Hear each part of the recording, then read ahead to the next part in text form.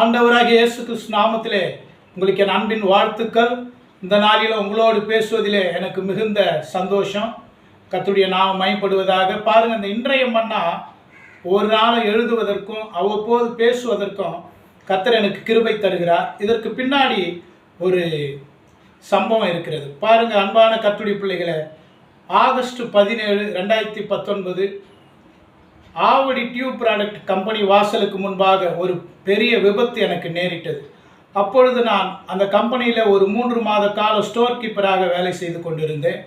நண்பர் கணேஷ் என்பவர் அங்கு சமையல் மாஸ்டராக வேலை செய்து கொண்டிருந்தார். பாருங்கள், அவர் வண்டி ஓட்டுகிறார், நான் பின்பாக உட்கார்ந்து கொண்டிருந்தேன். கம்பெனி வாசலுக்கு முன்பாக ஒரு வேன் அடித்து தூக்கி வீசப்பட்டோம். ஏறக்குறைய இரவு 9:30 மணி அளவு இருக்கும்.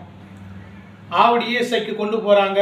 அங்கேருந்து கீழ்ப்பாக்கம் மருத்துவமனைக்கு, அங்கேருந்து சென்னை அரசு மருத்துவமனை கொண்டு போகிறாங்க. மறுநாள் சொல்கிறார்கள், கணேஷ் என்பவர் மரித்து போனார் என்று சொல்லி. அன்பான கர்த்தருடைய பிள்ளைகளை, ஆண்டவர் கிருபையாக எனக்கு ஜீவனை கொடுத்தார். 1.5 மாத காலங்கள் ட்ரீட்மெண்ட்டில் இருந்தேன்.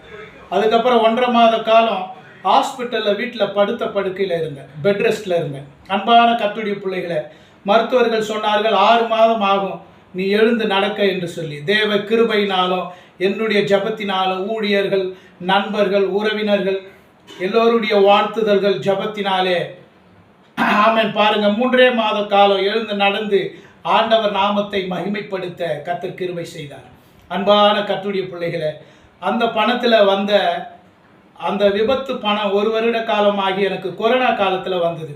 அந்த பணத்தில் தான் வீட்டுக்கு முன்பாக மதில் சுவர் கட்டி அதில் ஒரு பிளாக் போர்டு வைத்து 29/5/2021 அன்று முதல் வேத வசனம் இன்றைய மன்னா எழுத கர்த்தர் எனக்கு கிருபை தந்தார்.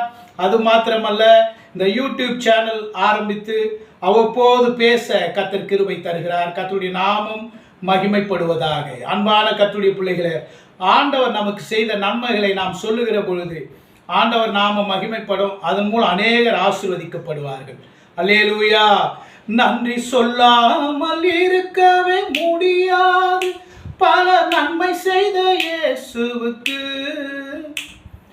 நன்றி நன்றி நன்றி என்று சொல்லி நான் துதிப்பேன். நாள்தோறும் போற்றுவே, நாள்தோறும் போற்றுவே.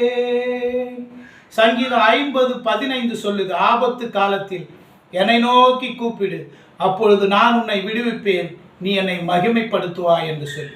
அந்த விபத்து நேரத்தில் இயேசுவே என்னை காத்துக்கொள்ளும் என்று சத்தமிட்டு கூப்பிட்டேன். கர்த்தர் ஜெபத்தை கேட்டார்.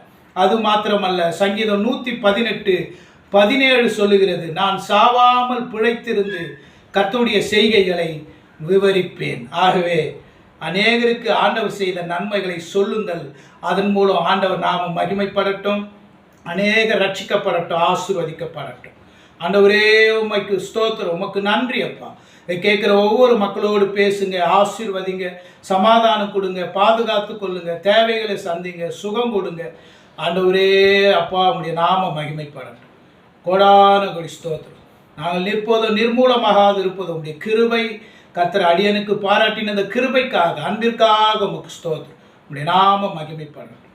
இயேசு கிறிஸ்து மூலம் பிதாவே, ஆமென். கர்த்தர் தாமே நம் ஒவ்வொருவரையும் ஆசீர்வதிப்பாராக. தொடர்ந்து அடியனுக்காக, என் குடும்பத்தாருக்காக உங்கள் ஜபங்களில் ஸ்தோத்தரியுங்கள், ஜெபியுங்கள். ஆண்டவர் நாமம் மகிமைப்படுவதாக. அல்லேலூயா.